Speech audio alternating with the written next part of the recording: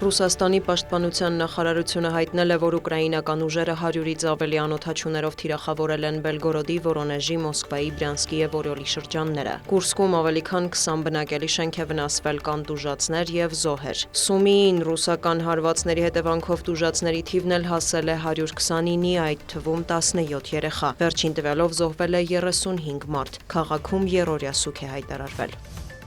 Ռուսաստանի եւ Ուկրաինայի միջև պատերազմը Բայդենի պատերազմն է, ոչ թե իմը, Truth Social Edge-ում գրել է ԱՄՆ նախագահը։ Դոնալդ Թրամփը կրկին համոզմունք է հայտնել, եթե 2020 թվականին ինքն ընտրվեր, պատերազմը չէր սկսվի։ Նախագահ Զելենսկին եւ Ջո Բայդենը սարսափելի աշխատանք են կատարել, թույլ տալով, որ այս պատերազմը սկսվի, կարծիք է հայտնել Սպիտակ տան ղեկավարը, հավելել. այժմ հարկավոր է դադարեցնել հակամարտությունը։ Ավելի ուշ Սալվադորի նախագահի հետ հանդիպման շրջանակում էլ Թրամփը նշել է, Բայդենը եւ Զելենսկին կարող էին դադարեցնել պատերազմը, իսկ Պուտինը երբեք չպետք է սկսեր այն։ ԱՄՆ նախագահի խոսքով մեղավոր են բոլորը։ Այնուհանդերձ կարծում եմ շատ շուտով լավ առաջարկներ կլինեն, տեղեկացրել է նա։ Թրամփը բողոքել է, որ Վոլոդիմիր Զելենսկին շարունակաբար ցանկանում է հրթիռներ գնել Միացյալ Նահանգներից։ Պատերազմ չեն սկսում քեզնից 20 անգամ մեծ մեկի դեմ եւ հետո հույս ունենում, որ մարդիկ հրթիռներ կտան, նշել է Թրամփը։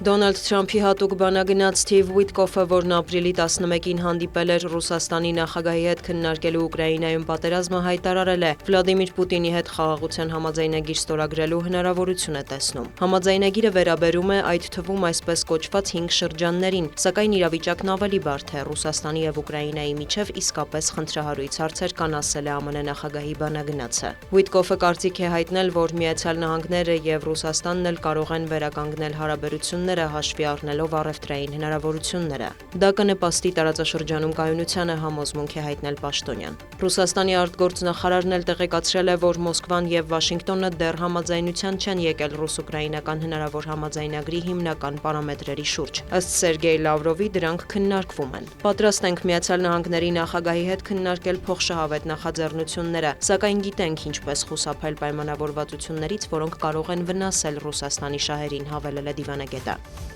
Իրանը չի կարող միջուկային զենք ունենալ։ Միջուկային գործարքի շուրջ Թեհրան-Վաշինգտոն բանակցությունների ֆոնին հերթական անգամ հայտարարել է Դոնալդ Թրամփը։ Ես ցանկանում եմ, որ նրանք հիանալի հարուստ ազգ լինեն, բայց առանց միջուկային զենքի, իսկ նրանք մոտ են դրան։ Եթե ստիպված լինենք դաժան բաներ անելու, կանենք։ Ես այս ամենն անում եմ ամբողջ աշխարհի համար, մանրամասնել է ԱՄՆ նախագահը։ Լրագրողի հարցին արդյոք Իրանի միջուկային օբյեկտները կարող են հայտնվել թիրախում, Թրամփը պատասխանել է. իհարկե։ Իրանի արտգործնախարարության խոսնակն էլ տեղեկացրել է, որ Թեհրանի եւ Վաշինգտոնի միջև անուղղակի բանակցությունների երկրորդ փուլը կրկին տեղի կունենա Օմանում ապրիլի 19-ին։ Նաեւ հայտնի է, որ միջուկային գործարքի շուրջ Օմանում անցած շաբաթ տեղի ունեցած բանակցությունները հեռախոսով քննարկել են Իրանի եւ Թուրքիայի արտգործնախարարները։